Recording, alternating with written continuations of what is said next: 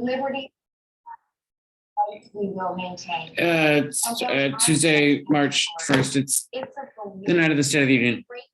Governor Kim Reynolds, the governor of Iowa, who's doing the Republican rebuttal to the State of the Union, is still talking.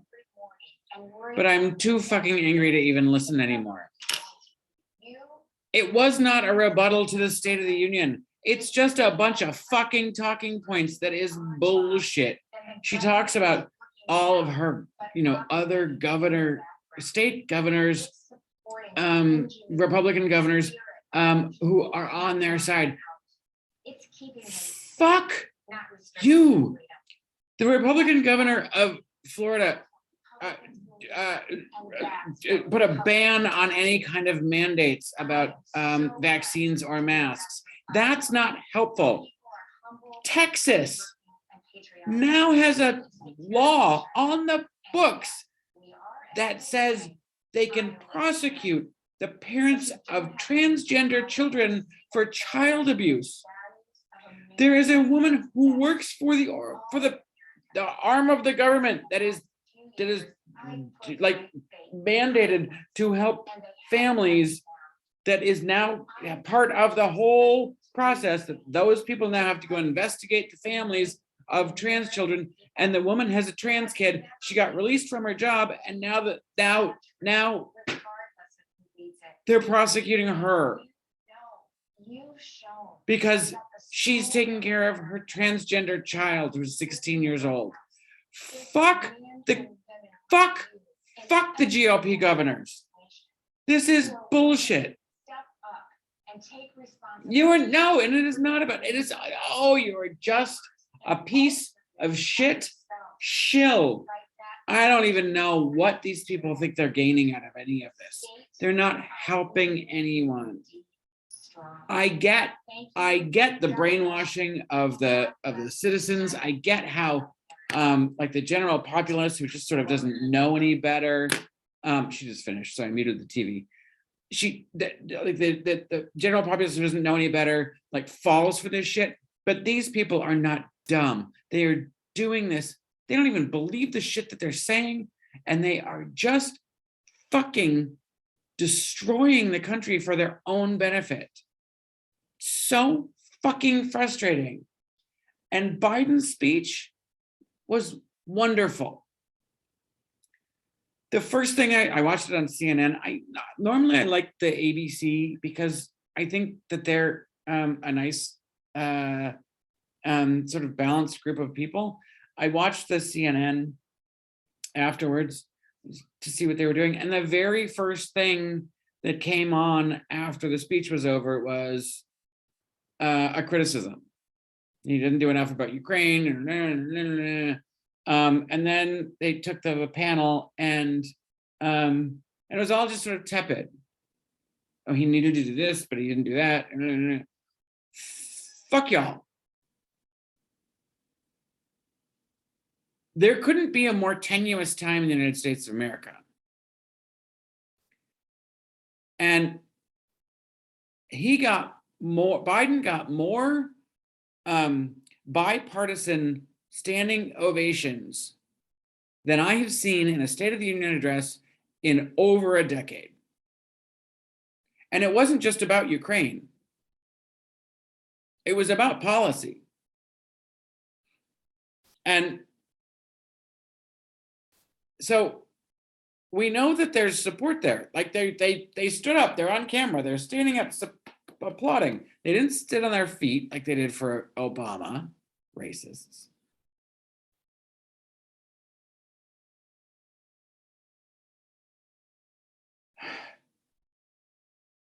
And Biden, I think, did an excellent job. I know I already heard it from CNN. He's not a great orator, so we got the best we could get from him. Fuck you.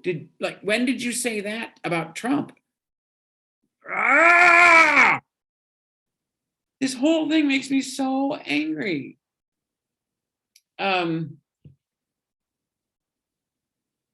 did at one point call the Ukrainians Iranians, and I really thought that was going to be a problem, but That's okay. It hasn't seemed to get caught on yet. I don't know. I'm not watching Fox News. We'll see what happens. But I thought he was clear. We're not sending troops over there. We're sending support. He was very clear about we're supporting our NATO allies, which is very clearly a note to Putin. Ukraine's not yet in NATO. They will be after this, though. I'm sure of it. He bragged about what the infrastructure bill will do. Thank God.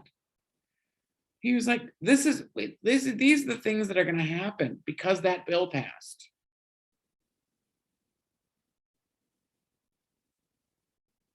I wish he had gone a little more into detail about that and had a little more specific examples, but he had a lot to do. And everybody knows if you go more than an hour, you're fucked. Nobody's going to listen. So you got to get to it and move on. And he raced through applause. He didn't sit there and wait for the applause to finish. He kept going. That hasn't been seen in decades. He wanted to get through it. The last one wanted to soak up every bit of applause he could, and then would riff and go off point and be a disaster. But I thought Biden barreling through and it was respectful of some of the applause, but like, we're going to keep going and we're going to keep talking about things that need to get done. And it kept the applause going. I thought it was a fairly energetic speech. There were a couple of moments that were incredibly shameful for the chamber. One was when a group of people booed him, and I don't know if that was during the pandemic thing. I don't know what, but he was like, I thought the pandemic thing was great when he was talking about, hey, we're in a good spot. Let's move on. Stupid fucking Republican bitch was like, they still want to litigate and complain about the last 2 years when what they don't realize is if we didn't do those things, how much worse it would have been. They'll never discuss that. And I don't know why that isn't a bigger like talking point against them. But anyway, Biden got booed at one point by a small little contingent. There was more than one.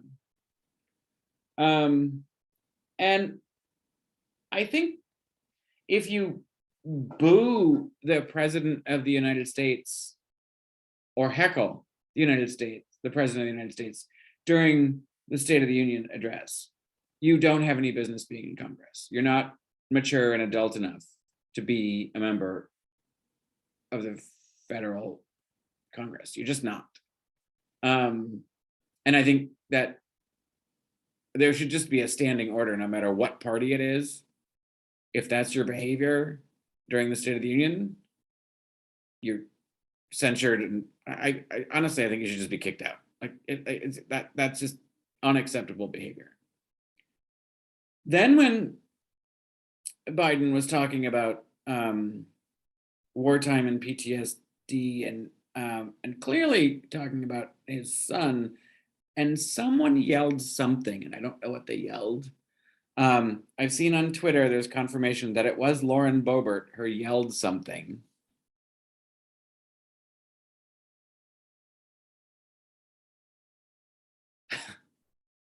There's no fucking excuse for that.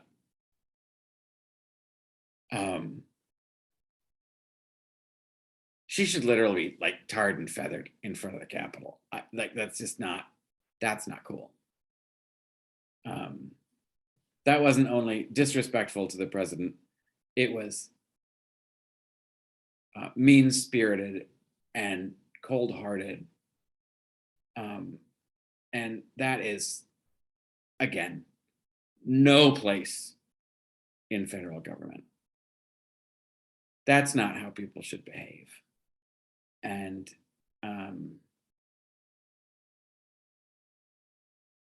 I don't know how we get rid of her, but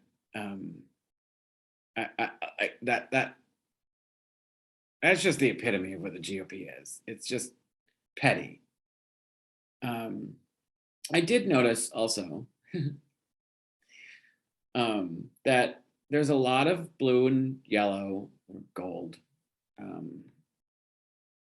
in outfits across the aisle, right? Like they, GOP men were wearing blue suits with yellow or gold ties, and lots of women were wearing blue and gold outfits, and so like that was a nice thing to see. I did notice, however, that Marjorie Taylor Greene wore a red dress, which is the color of the former Soviet flag. So, if you're telling with your outfit, you're telling. Russian assets abound in the GOP, and Russian money abounds in the GOP. But as mad as I am at that stupid fucking response from Kim Reynolds, that was just talking points of bullshit, which she will not get lambasted for, that she should be, because the liberal media won't do it.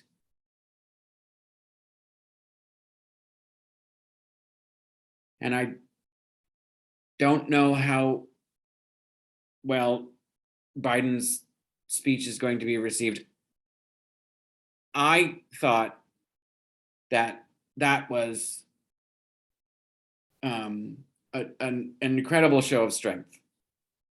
I know they're going to point to every little mistake that he made.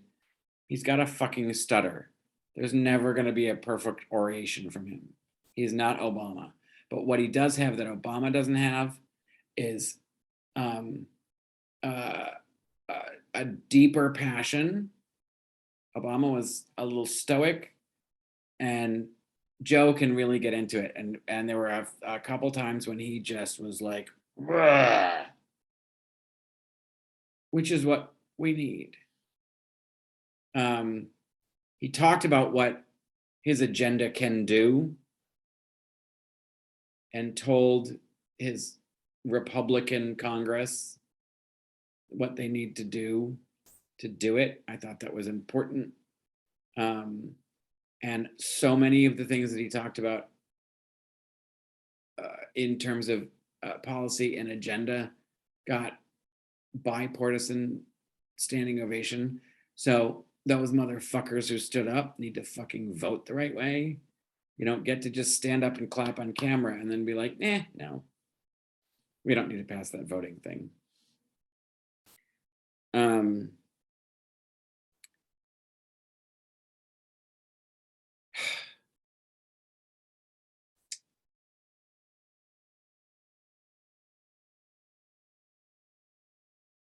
No amount of telling the truth is ever going to surmount the overwhelming amount of lies that people believe. But we have to keep telling the truth, and we have to honor our commitments, and we have to call out every fucking lie every goddamn time.